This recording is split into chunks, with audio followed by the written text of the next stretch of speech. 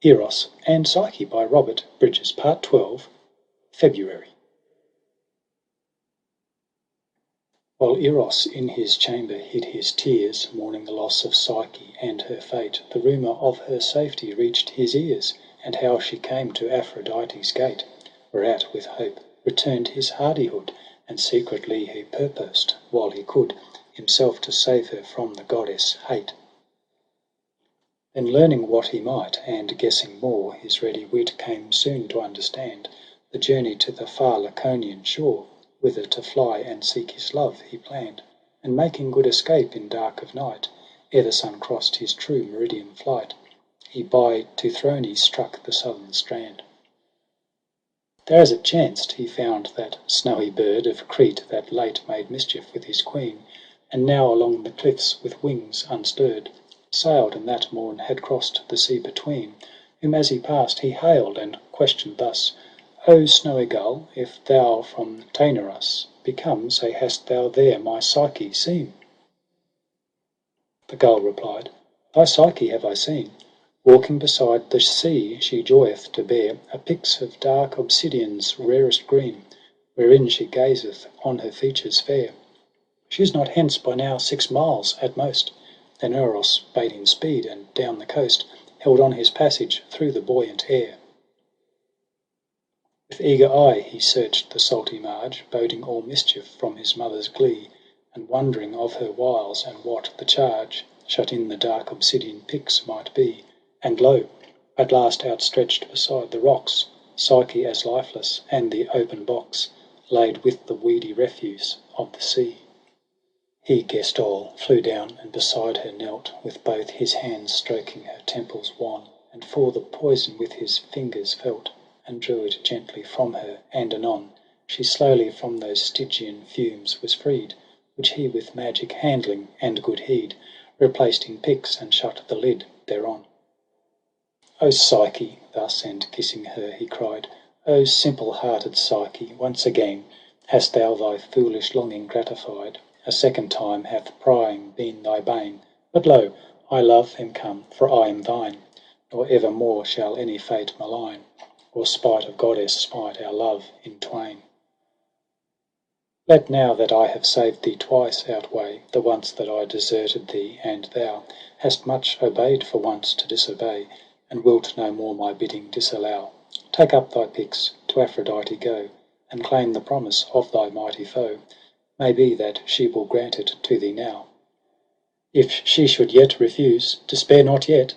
Then Psyche, when she felt his arms restore their old embrace, and as their bodies met, knew the great joy that grief is pardoned for, and how it doth first ecstasy excel, when love well known, long lost and mourned well, in long days of no hope, comes home once more. But Eros, leaping up with purpose keen into the air as only love can fly, bore her to heaven, and setting her unseen at Aphrodite's golden gate, whereby they came as night was close on twilight dim, there left, and bidding her say nought of him, went onward to the house of Zeus most high, where winning audience of the heavenly sire, who well disposed to him was used to be, he told the story of his strong desire, and boldly begged that Zeus would grant his plea, that he might have sweet Psyche for his wife, and she be dowered with immortal life, since she was worthy by his firm decree. And great Zeus smiled, and at the smile of Zeus all heaven was glad, and on the earth below was calm and peace a while, and sorrow's truce. The sun shone forth and smote the winter snow, the flowers sprang, the birds gan sing and pair, and mortals, as they drew the brightened air, marvelled and quite forgot their common woe. Yet gave the Thunderer not his full consent without some words. "At length is come the day," thus spake he, "when for all thy youth misspent, thy mischief making and thy wanton play, thou art upgrown to taste the sweet and sour. Good shall it work upon thee from this hour. Look we for better things, and this I say, that since thy birth, which all we took for bliss, thou hast but mocked us, and no less on me hast brought disfavour and contempt ewis than others that have had to do with thee, till only such as vowed themselves aloof from thee and thine were held in good approof. and few there were who thus of shame went free. That punishment is shapen as reward is like thy fortune, but our good estate we honour while we sit to be adored. And thus 'twas written in the book of fate, not for thy pleasure, but the general weal, grant I the grace for which thou here dost kneel, and that which I determine shall not wait. So winged Hermes through the heaven he sped, to warn the high celestials to his hall, where they should Psyche see with Eros wed, and keep the day with feast ambrosial. And Hermes, flying through the skiey ways of high Olympus, spread sweet Psyche's praise, and bade the mighty gods obey his call.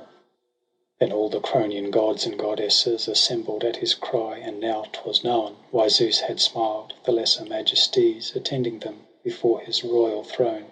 Athena, mistress good of them that know, came, and Apollo, warder off of woe, who had to Psyche's sire her fate foreshown.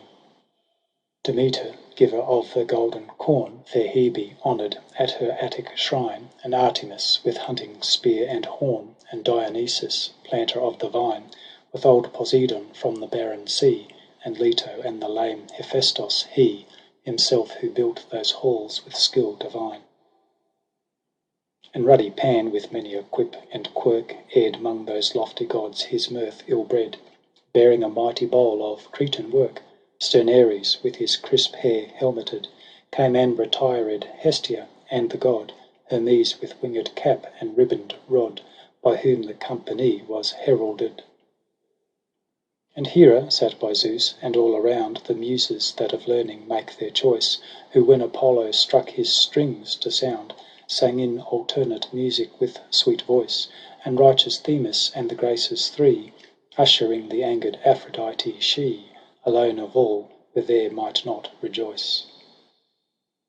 But ere they sat to feast, Zeus bade them fill the cup ambrosial of immortal life, and said, if Psyche drink, and 'tis my will, there is an end of this unhappy strife. Nor can the goddess, whose mislike had birth from too great honour paid the bride on earth, forbid her any more for Eros' wife. Then Aphrodite said, so let it be. And Psyche was brought in with such a flush of joy upon her face, as there to see was fairer to love's eye than beauty's blush. And then she drank the eternal wine, whose draught can terror cease, which flesh hath never quaffed, nor doth it flow from grape that mortals crush. And next stood Eros forth, and took her hand, and kissed her happy face before them all. And Zeus proclaimed them married, and outbanned from heaven whoever should that word miscall. And then all sat to feast, and one by one pledged Psyche ere they drank, and cried, well done! And merry laughter rang throughout the hall. So thus was Eros unto Psyche wed, the heavenly bridegroom to his earthly bride, who won his love in simple maidenhead, and by her love herself she glorified, and him from wanton wildness disinclined, since in his love for her he came to find a joy unknown through all Olympus wide. And Psyche for her fall was quite forgiven, since 'gainst herself, when tempted to rebel, by others' malice on her ruin driven, only of sweet simplicity she fell, wherein who fall may fall unto the skies. And being foolish, she was yet most wise, and took her trials patiently and well. And Aphrodite, since her full defeat, is kinder and less jealous than before, and smiling on them both calls Psyche sweet, but thinks her son less manly than of yore, though still she holds his arm of some renown, when he goes smiting mortals up and down, piercing their marrow with his weapons sore. So now in steadfast love and happy state they hold for aye their mansion in the sky, and send down heavenly peace on those who mate, in virgin love to find their joy thereby, whom gently Eros shooteth, and apart keepeth for them from all his sheaf that dart, which Psyche in his chamber picked to try. Now in that same month Psyche bare a child, who straight in heaven was named Hedone, in mortal tongues by other letters styled, whom all to love, however named, agree, whom in our noble English Joy we call, and honour them among us most of all, whose happy children are as fair as she. Envoy! It is my prayer that she may smile on all who read my tale as she hath smiled on me. End of Part 12. End of Eros and Psyche by Robert Bridges. Recorded by Nathan at antipodeanwriter.wordpress.com.